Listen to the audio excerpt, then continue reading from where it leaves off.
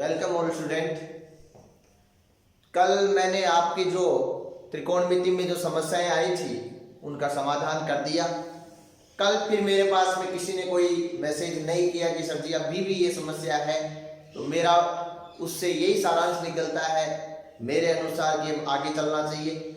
आगे हम चलते हैं ऊंचाई एवं दूरी में, जिसमें हमने 3 क्वेश्चन उसके किए थे, लेकिन मेरे को कुछ लगा कि तीसरा क्वेश्चन मैं वापस बता दूं तो आपके लिए फायदेमंद रहेगा। तो वहीं से चलते हैं हम क्वेश्चन नंबर 3, एग्जाम्पल नंबर 3 जो है उसको वापस।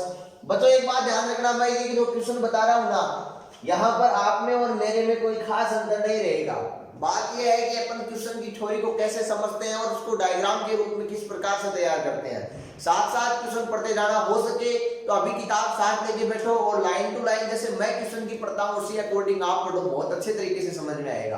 क्वेश्चन है एक समतल जमीन पर 1.5 मीटर लंबे छायाचित्र में, ये तो समझ में आ गया था। इससे अगला क्वेश्चन है चौथा क्वेश्चन, वो है 100 मीटर चौड़ी एक नदी के मध्य में एक छोटा टापू है। बच्चों क्वेश्चन में दिया गया है, एग्जाम्पल नंबर 4 है ये। क्वेश्चन में दिया गया है 100 मीटर चौड़ी एक नदी है, तो हमने माना कि ये 100 मीटर चौड़ी एक नदी है बच्चों, ठीक है। फिर देखो क्वेश्चन में आगे चलते हैं। नदी के मध्य में एक टापू है, नदी के मध्य में यहां पर एक टापू है, इसको इंडिकेट कर लिया हमने कि यहाँ पर टापू है। ये दोनों नदी के किनारे हैं, किनारों पर भी टापू ही तो होगा ना, किनारों पर पूरा चला गया। और इस टापू पर एक ऊंचा वृक्ष है। नदी के मध्य में जो बच्चों एक टापू है ना, इस टापू के ऊपर एक वृक्ष है। तो ये टापू जो था, उस टापू के ऊपर हमने एक वृक्ष बना दिया, ये एक वृक्ष हो गया। फिर क्या कहा है देखो, नदी के विपरीत किनारों पर 2 बिंदु P व Q स्थित है। विपरीत किनारों का मतलब इस पे P है और इस पे Q। आप बोलोगे कि सर जी यहाँ पर P और यहाँ पर Q नहीं ले सकते क्या? बिल्कुल ले सकते हैं, कोई फर्क नहीं पड़ेगा। अब देखो आगे क्या है, P और Q, P, Q और वृक्ष एक ही रेखा में है। बिल्कुल P भी यही है, वृक्ष भी यही है, Q भी यही है, एक ही रेखा में है, सही है। अब कह रहा है कि यदि P और Q से वृक्ष की चोटी का उन्नयन कोण, P और Q से, मतलब P से वृक्ष को देखते हैं तो उन्नयन कोण, और Q से वृक्ष को देखते हैं तो उन्नयन कोण, दोनों दे रखे हैं। कितने कितने? P से जब देखते हैं वृक्ष को तो उन्नयन कोण दे रखा है 30, और Q से जब देखते हैं तो उन्नयन कोण दे रखा है बच्चों 45। अब अपन ने क्या किया, वृक्ष वाला जो बिंदु था इसको R मान लिया, और ये वृक्ष का जो शिखर था इसको हमने S मान लिया। फिर क्या कहा गया है, कहा गया है वृक्ष की ऊंचाई ज्ञात कीजिए। वृक्ष की ऊंचाई हमने माना h है और ये हमें ज्ञात करनी है। बच्चों बताओ अभी तक जो अपना डायग्राम है, हमने जो आउटलाइन इसकी तैयार की है वो समझ में आई? अगर ये समझ में आ गई तो हम त्रिकोणमिति अनुपातों का उपयोग करके इसको आसान तरीके से सोल्व कर सकते हैं। देखना कैसे, यहां पर अपन को बताया गया है कि h आपको निकालना है। मैंने माना कि ये वाली डिस्टेंस x है, तो ऑटोमेटिकली ये वाली डिस्टेंस कितनी हो जाएगी, 100 है, इसमें से x घटा दो। समझ में आई बच्चों बात? अब देखो अपन जानते हैं वी नाउ दैट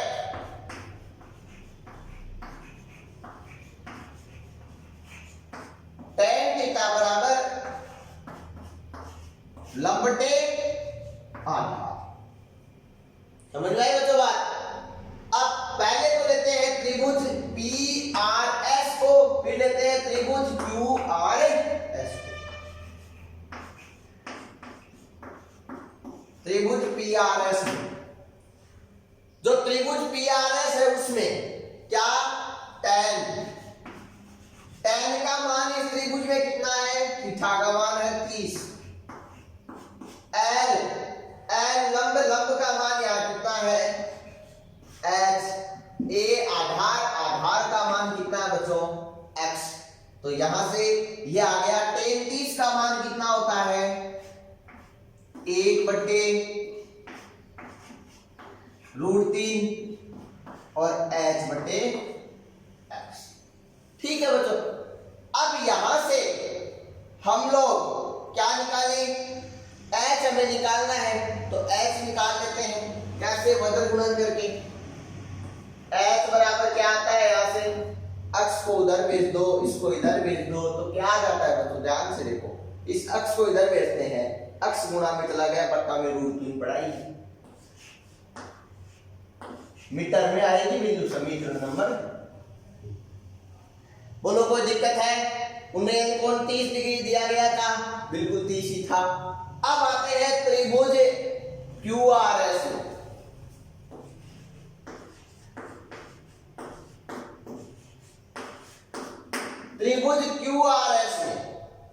त्रिभुज QRS में क्या दिया गया है?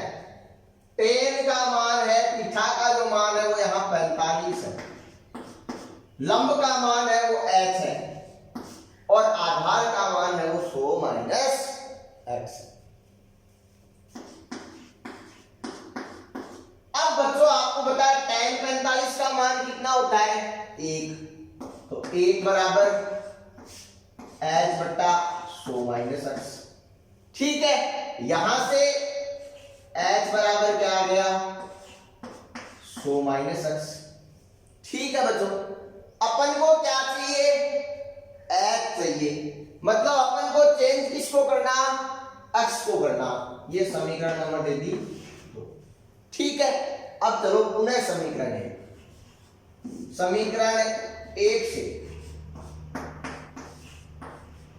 समीकरण 1 से बच्चों अक्ष का मान निकालो x के पदों में। तो अक्ष का मान समीकरण 1 से निकालते हैं तो आता है √3 × h। आता है कि नहीं आता? देख लो भाई, √3 को इधर भेज दिया बस, तो x बराबर क्या आ गया? √3 × अब क्या करते हैं हम? इस वैल्यू को कहां रखेंगे? इसमें रखेंगे। समझ में आई बात? देखो कैसे रखेंगे, आता है h का मान तो पढ़ा रहने दो, 100 - √3 h। ठीक है बच्चों, अब इसको इधर ले आओ √3 को, तो क्या हो जाएगा? h प्लस में √3 h बराबर 100। अब h क्या है? कॉमन ले लो, तो h कॉमन लेने पे आ गया 1 प्लस में √3 बराबर 100। बच्चों h बराबर यहां से क्या रहेगा? 100/1 प्लस √3, किसमें? मीटर में। आगे और सोल्व करने का तरीका, ये ऊपर नीचे संयुग्मी से गुणा, 1 - √3। आप बोलते हो परमेकरण कर दो।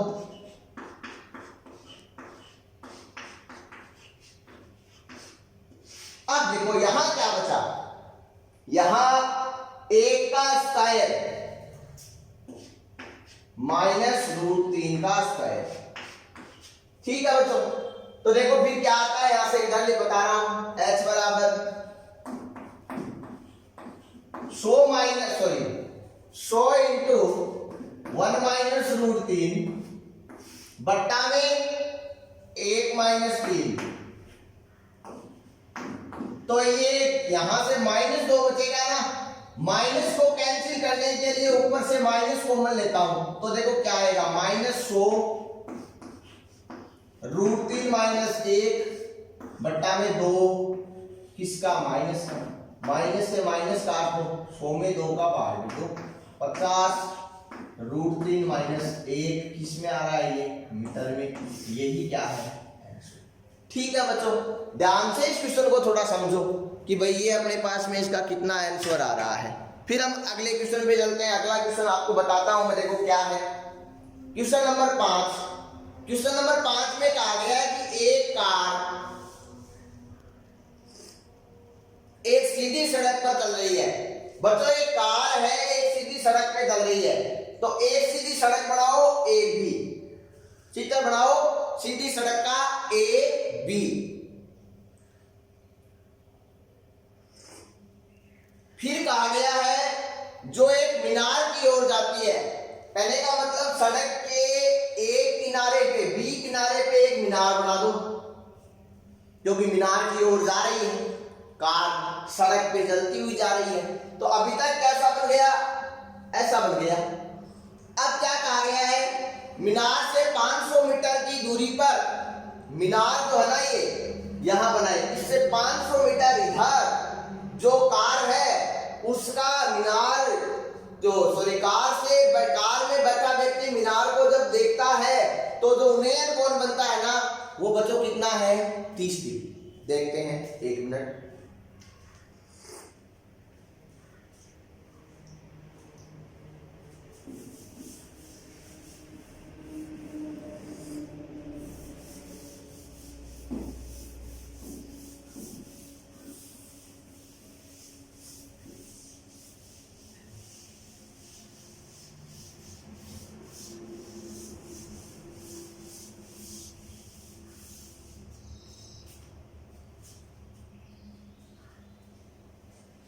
ये बताया गया है कि ये कोई एक सड़क है ए, और बी पे क्या है, मीनार है, इसका शिखर है सी। अब बोल रहा है कि कार यहां से आ रही है। आप खुद मेरे बताने से पहले इसका चित्र बनाने की कोशिश करो। जब वे कार यहां मानी मैंने और अगले ने बोला है 500 मीटर दूरी, मतलब मैंने ये माना कि ये वाली दूरी है 500 मीटर। तो इसने मीनार के शिखर का उन्नयन कोण दे रखा है, यहां पर ये उन्नयन कोण दे रखा है, कितना दे रखा है बुक में देखो क्वेश्चन में, 30 डिग्री है। अभी तक का आधा काम हो गया। अब बोलता है क्वेश्चन देखो कि 10 सेकंड तक कार को मीनार की ओर चलाते हैं। 10 सेकंड तक कार 10 सेकंड तक चाली देना, इजाओ कठाड़ी इजा तो आगे, ठीक है। तो 58 देश से आना उन्नयन कोण वर्षी को इको मान दिए। ये देखो ड्राइवर्स ने मीनार के शिखर का उन्नयन कोण 60 डिग्री पाया, दे रखा है मान कितना, 60 डिग्री। कार की चाल ज्ञात कीजिए। पूछा क्या है, चाल ज्ञात करनी है। चाल ज्ञात करने के लिए हमें ये अक्ष ज्ञात करना पड़ेगा, क्योंकि समय तो अपने पास में दिया हुआ है कितना, 10 सेकेंड। सब पता चल जाएगा। ये ठीक तक समझ में आएगा भाई इस प्रकार से हमने तैयार किया। ये ध्यान से पहले एक बार वो सोच लो कि कैसे होगा, और दिमाग लगाओ कि अब कैसे हो सकता है क्वेश्चन।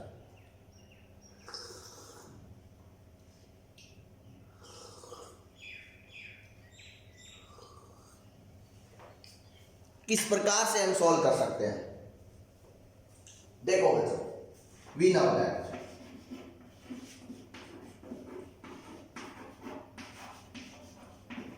मीनार की ऊंचाई दी गई है क्या, वो भी क्वेश्चन में देखो, नहीं दी गई, एच मान लो। ये एक्स है तो ये कितना बचा,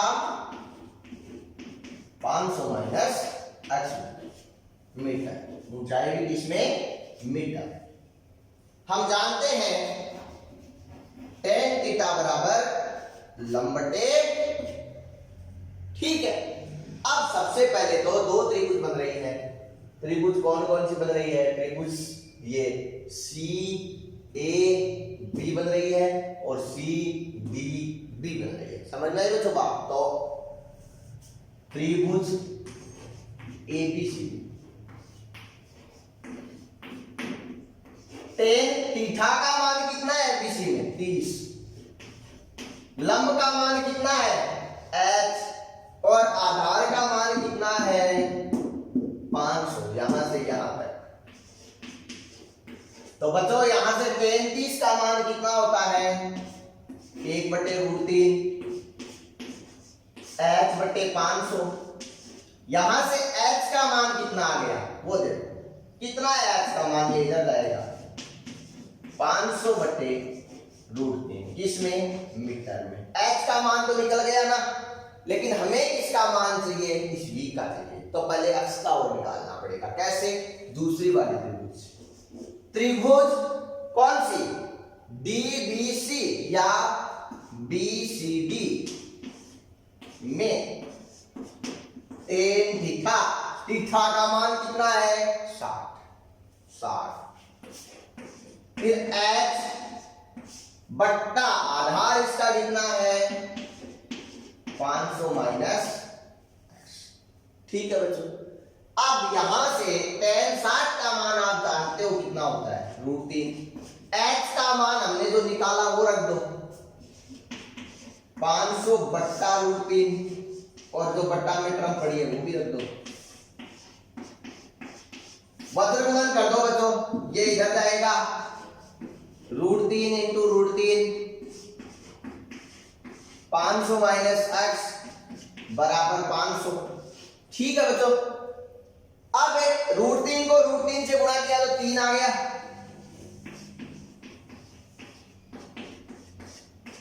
देखते जाना कहीं कैलकुलेशन में हम गड़बड़ नहीं करते। अब 3 को अंदर ले जाओ, 1500 माइनस 3x बराबर 500। अब देखो बच्चों, 3x माइनस का है, इसको उधर ले, ये 500 प्लस का है, इसको इधर ले आओ। कैसे? देखते रहना, यहां बीच में देखना। कैसे भैया? 1500 माइनस 500 बराबर 3x, x बराबर 1000 बटा 3 मीटर। बोलो कोई दिक्कत है? 1000 बच गए, भाग लग गया 3 का, x का मान आ गया। पहले किसका निकाल लिया? x का। अब किसका निकाल लिया? x का। अब निकालना क्या?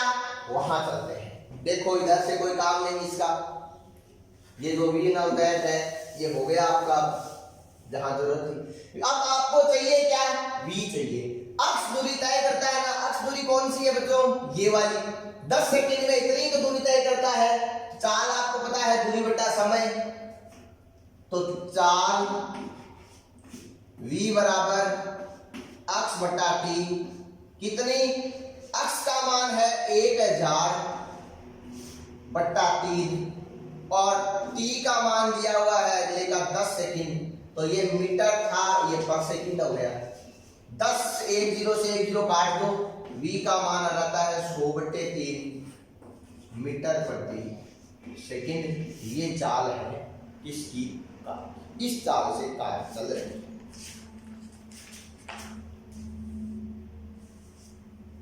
ठीक है बच्चों। अब ये हमने जो निकाला है, ये किस में निकाला? मीटर प्रति सेकंड में निकाला। 1 मिनट बच्चों 10 सेकंड ही दिया हुआ है क्या? वो देखो पहले, 10 सेकंड ही दिया गया है। ये वैल्यू मीटर में ही दी गई थी। बुक में यहां पर इसे किलोमीटर प्रति मिनट में निकाला गया है। किस में निकाला गया है? किलोमीटर प्रति मिनट में निकाला गया है। मेरे हिसाब से आप निकाल सकते होंगे इसको। 100 बटा 3 मीटर प्रति सेकंड है, इसको किलोमीटर प्रति मिनट, किलोमीटर प्रति होवर तो आपने निकाला है बहुत बार, किलोमीटर प्रति घंटा तो निकाला है। 5 बटा 18 से गुणा या 18 बटा 5 से गुणा करके कर देते हो आप कन्वर्ट। लेकिन आज नया पूछ लिया है क्या? किलोमीटर प्रति मिनट। वो देखो निकाल के बताते हैं हम कैसे निकलेगा। v का मान दिया हुआ है 100 बटा 3 मीटर प्रति सेकंड, दिया हुआ नहीं है, हमने ज्ञात किया है। अब इसको आपको चेंज करना किलोमीटर में। बच्चों सबसे पहले मीटर को चेंज करो किलोमीटर में। तो मीटर को किलोमीटर में चेंज करने के लिए हम लोग क्या करते हैं वो बताओ? हम लोग करते हैं, आपको पता है 1 किलोमीटर में कितने मीटर होते हैं? 1000 मीटर। तो यहां से 1 मीटर में कितने किलोमीटर हो गए? 1 बटा 1000 किलोमीटर हुए कि नहीं हुए? 1 बटा 1000 किलोमीटर हो गए।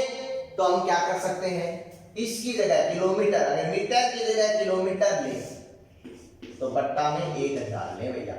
फिर सेकंड को किस में चेंज करना है, ये 3 पड़ा है, इसको भी रख दो। सेकंड को किस में चेंज करना, मिनट में। बच्चों अपने पास में 1 सेकंड में मिनट होते हैं 1/60 होते हैं कि नहीं होते? 1 सेकंड में कितने मिनट होते हैं? 1/60। अब हम क्या करें, सेकंड नीचे है ना, 1 सेकंड में 1/60, तो यहाँ 1/60 रखेंगे तो 60 कहाँ चला जाएगा ऊपर। ये लो कन्वर्ट कर दिया किसमें, किलोमीटर प्रति मिनट। अब इसको सोल्व करना है। 2 0 से 2 0 काट दो, 1 0 से ये 0 काट दो, 6 में 3 का भाग दो, 2 बार गया। b का मान कितना आया, 2 किलोमीटर प्रति मिनट। आंसर आ गया बच्चों। अब इस क्वेश्चन में अगर कहीं दिक्कत है तो आप इस वीडियो को थोड़ा सा पीछे ले जाना, वापस से इस क्वेश्चन को रिवाइज करना, समझ में आ जाएगा। फिर भी समझ में नहीं आता तो मेरे पास मैसेज पहुंचा देना, दोबारा से बता देंगे, कोई दिक्कत नहीं। चलो आगे चलते हैं।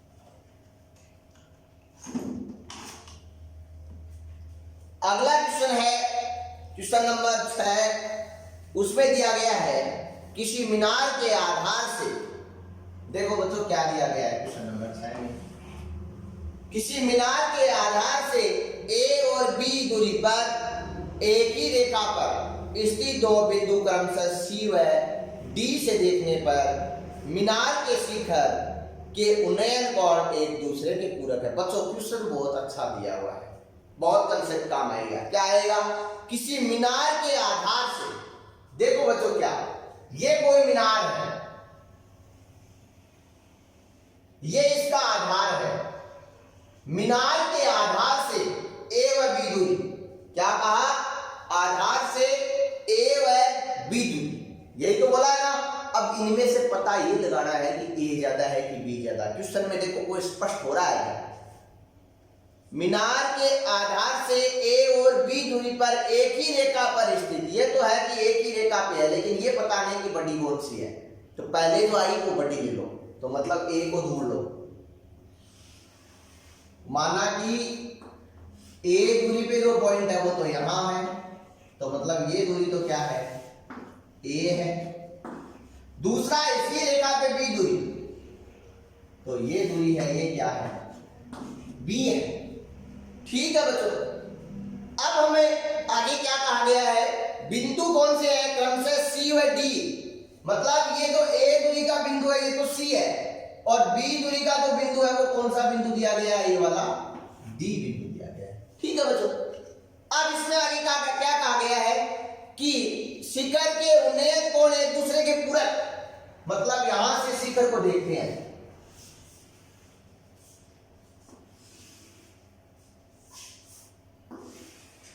मैंने माना एक ही साथ लेने चाहिए, ये दोनों शिखर एक ही होता है, दो नहीं होते। इसका आधार A है और ऊंचाई का जो सिरा है या शीर्ष बिंदु है वो B है। अब मैंने बोला है कि ये दोनों पूरक है, कहने का मतलब अगर एक थीटा होगा तो दोनों का कोण 90 के बराबर होता है, तो एक थीटा होगा तो दूसरा क्या होगा, 90 माइनस थीटा। ये मान लिया हमने मीटर में। ठीक है, ये भी हम सब मीटर में मान के चलते हैं। अब क्या पूछा है, सिद्ध कीजिए कि मीनार की ऊंचाई, अगले ने कहा है ये सिद्ध करके दिखाओ, ये सिद्ध करके दिखाना है। ठीक है बच्चों, इतना समझ में आया, आगे बढ़े। वही वी नो दैट, हम जानते हैं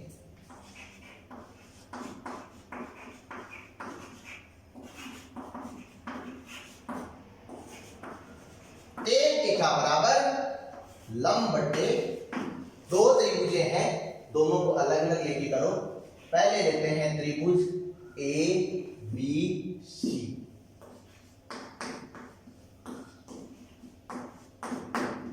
टेन थीटा की जगह क्या है थीटा, ऊंचाई की जगह कितना है h, और लंबाई या आधार जो है इसका कितना है मान a।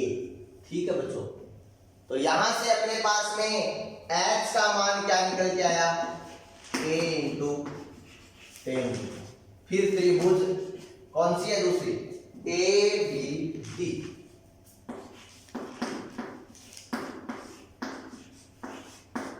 ये भी tan थीटा, लेकिन थीटा की जगह क्या है 90 माइनस थीटा।